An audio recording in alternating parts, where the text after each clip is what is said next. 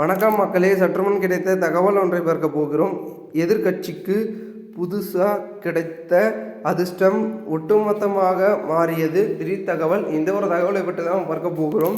தகவலை பார்ப்பதற்கு முன்னதாக நீங்கள் நம்மளுடைய சேனலுக்கு புதிய பார்வையாளர்களாக இருந்தீர்கள் என்றால் மறக்காமல் நம்மளுடைய சேனலை சப்ஸ்கிரைப் செய்து வைத்துக் கொள்ளுங்கள் மக்களே. கூட இருக்க வில்லைக்கணும் நாளில் கொடுத்து வைங்க. அப்போ தான் அரசியல் சார்ந்த காணொலிகளாம் நீங்கள் தினசரி உடனுக்குடன் தொடர்ந்து தெரிந்து கொள்ள முடியும். இப்போ வாங்க வீடியோக்குள்ளே போயிடலாம். தற்பொழுது தமிழகத்தின் பிரதான எதிர்க்கட்சியாக விளங்கக்கூடிய அனைத்திந்திய அண்ணா திராவிட முன்னேற்ற கழகம் தற்பொழுது கூட்டணி அதிர்ஷ்ட கதவை தொடர்ந்து காத்து கொண்டிருக்கிறது. அதில் தாவேகா என்ற ஒரு பெரும் ஒரு சக்தியை கொண்டு வந்து நாம் கூட்டணிக்குள் இழுத்து விட வேண்டும் என்ற பிளான்களையும் போட்டு செயல்பட்டு கொண்டிருக்கிறது என்றே சொல்லலாம். அந்த வகையில் தற்பொழுது அதிமுக மற்றும் தாவேகா பாஜக தலைமையிலான கூட்டணியை அமைக்க வேண்டும் என்ற ஒரு முடிவிலும் தற்போது என்டிஏ கூட்டணியில் இருக்கக்கூடிய கட்சிகளும் விரும்புவதாகவும் தாவேகாவில் இன்னும் விருப்பம் இருக்கிறதாகவும் தெரிகிறது. அதன் வெளிப்பாடாக தற்போது என்டிஏ கூட்டணியை குறிப்பிட்டும் மற்றும் ஒரு சில போஸ்டர்களை மதுரையில் ஒட்டியிருந்தார்கள். அதாவது என்னவென்றால், தற்போது நிரந்தர அரசியலில் நிரந்தர எதிரியும் இல்லை, நிரந்தர நண்பனும் இல்லை அப்படின்ற மாதிரி குறிப்பிட்டு ஒட்டியிருக்கக்கூடிய போஸ்டரில் தற்பொழுது கூட்டணிக்கான பச்சை கொடியை காட்டியிருப்பதாகவும் கூறப்படுகிறது.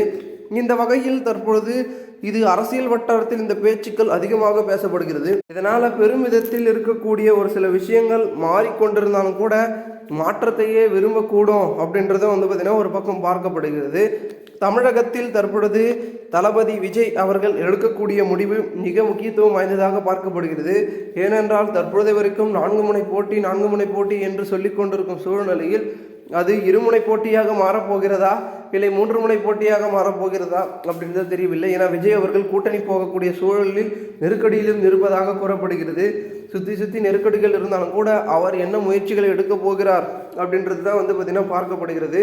குறிப்பிட்டு சொல்ல வேண்டும் என்றால், தமிழக அரசியல் களத்தில் விஜயோடைய முடிவு தான் ஒட்டுமொத்த மக்கள்களும் பார்த்திங்கன்னா எதிர்பார்ப்பை கிளப்பியிருக்கிறது. ஏன்னா பார்த்திங்கன்னா நேற்று வந்த சர்வே முடிவில் கிட்டத்தட்ட விஜய்க்கான ஆதரவு என்பது அதிகமாக வந்திருக்கு. ஓகேவா, சர்வே முடிவு கருத்து கணிப்பில் 22.5% வாக்குகளை சதவீத வாக்கு மற்றும் ஆதரவை பெற்றிருக்கிறார். திமுக அதிமுகலாம் இன்னும் கம்மியாக இருக்குது பர்சன்டேஜ். ஸோ விஜய்க்கு அதிகப்படியான ஆதரவு இருப்பதற்கு காரணம் என்ன? அவருடைய பார்த்திங்கன்னா இந்த செயல்பாடுகளும் அரசியல் நகர்வுகளும் தான். ஸோ அதை கவனித்து தான் பொதுமக்கள் இருக்கிறார்.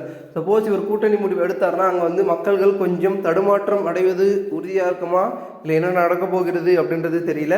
பொறுத்து பார்ப்போம். மேலும் இந்த ஒரு தகவலை குறித்த பொதுமக்கள் உங்களுடைய கருத்துக்களை கூறுங்கள். போன்று நீங்கள் அரசியல் சார்ந்த நிகழ்வுகளாம் தினசரி தெரிந்து கொள்ள சேனலை சப்ஸ்கிரைப் செய்து வைத்துக் கொள்ளுங்கள் மக்களே. நாம் அடுத்தடுத்த வீடியோவில் சந்திக்கலாம். அதுவரை உங்களிடமிருந்து விடைபெறுகிறேன். நன்றி, வணக்கம்.